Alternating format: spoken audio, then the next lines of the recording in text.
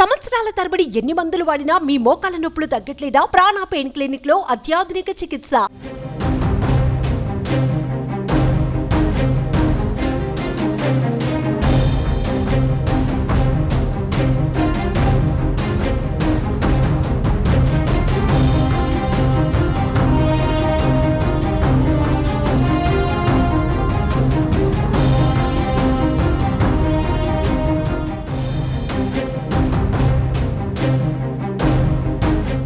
అచ్చంపేట మాజీ MLA BRS నేత గువ్వల బాలరాజును పోలీసులు అరెస్ట్ చేశారు. సోమవారం ఉదయం మాజీ ఎమ్మెల్యే గువ్వల బాలరాజు అచ్చంపేట పర్యటనకు వెల్దండ మీదుగా వెళ్లేందుకు బయలుదేరారు. దాడులు జరిగే ప్రమాదం ఉందని ముందస్తు సమాచారంతో పోలీసులు గువ్వల బాలరాజును అరెస్టు చేసి పోలీస్ స్టేషన్కు తరలించారు.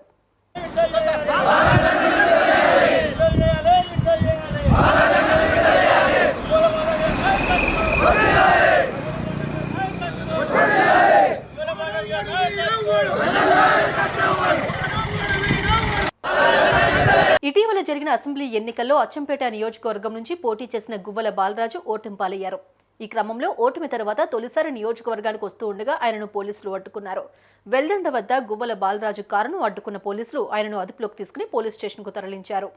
ఆయన అభిమానులు బీఆర్ఎస్ కార్యకర్తలు వెల్దండ పోలీస్ స్టేషన్కు భారీగా తరలివచ్చారు. స్టేషన్ ముందు ఆందోళన చేశారు. తమ నాయకుడి అరెస్టు అక్రమమని, గువ్వల బాలరాజును వెంటనే విడుదల చేయాలని డిమాండ్ చేశారు.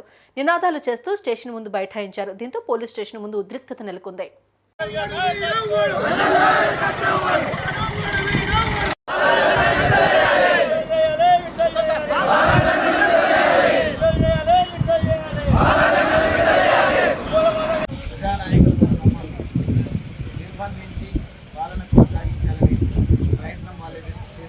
దీన్ని మేము పూర్తిగా ఖండిస్తాము. ప్రత్యేకించి నా నియోజకవర్గం అచ్చంపేట నియోజకవర్గం లింగాల మండలం అంబటిపల్లి గ్రామంలో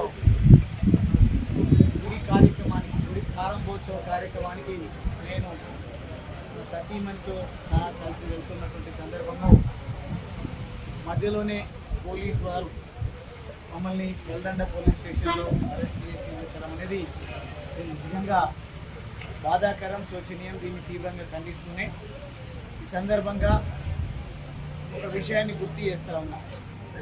గౌరవ ముఖ్యమంత్రి రేవంత్ రెడ్డి గారు అచ్చంపేట నియోజకవర్గ ఓటర్ స్థానికులు. వారి బాధ్యత ప్రత్యేకించి తన నియోజకవర్గమైనటువంటి అంటే తాను పుట్టిన నియోజకవర్గం ప్రజల ఆశీర్వాదము లేదంటే ఇంకోటో గెలిచిండ్రు, చాలా సంతోషం, పర్వాలేదు. కానీ తన సొంత నియోజకవర్గంలోనే జరుగుతున్నటువంటి దుర్మార్గాలను, ఆగడాలను నియంత్రించేటువంటి, కట్టడి చేసేటువంటి విషయంలో